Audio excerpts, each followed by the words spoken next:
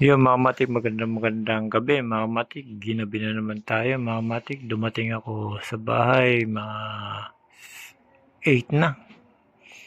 Kumain pa at nagpahinga mga matik. Ngayon mga matik, may ginawa ko dalawa na malaki. Kung ikukumpara natin dito sa fighter, ayan, malaki talaga siya sa fighter. Ayan, ang ganda ng kanyang kulay mga matik. Tignan mo yung fighter, parang naliliit mga kamatik. Ayan. Dalawa yung mga kamatik. Ito pa isa yung ginawa kong na makulay. Ayan.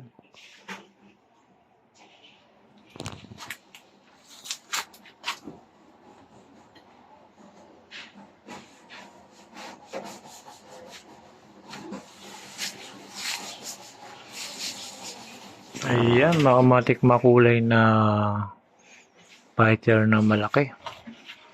Ayan siya, ang ganda. Ito yung nagawa ko pa nakaraan pa mga kamatik.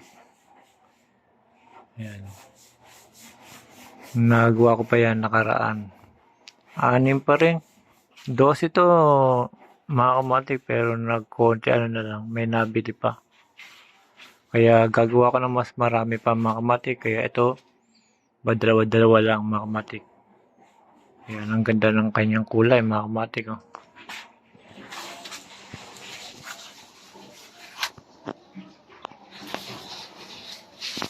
Ayan, mga kamatik, maganda sa area yan.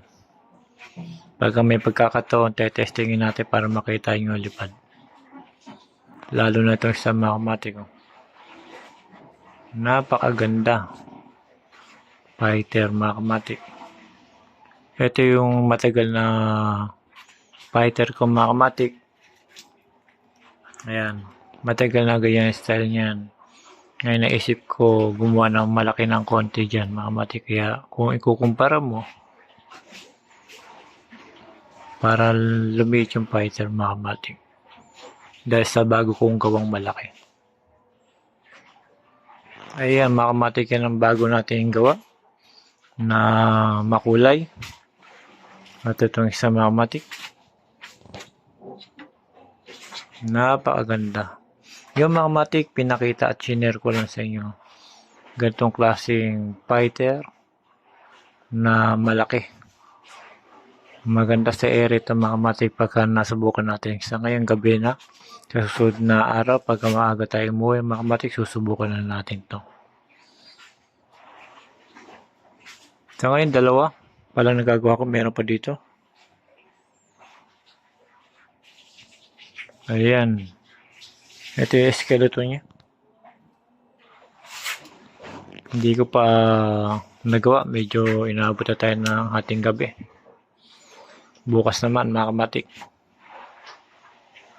Ayan mga kamatik. Sinare ko lang itong aking fighter na bagong kulay mga kamatik. At bagong design. Dalawa lang yan. Ayan. Napaganda mga kamatik.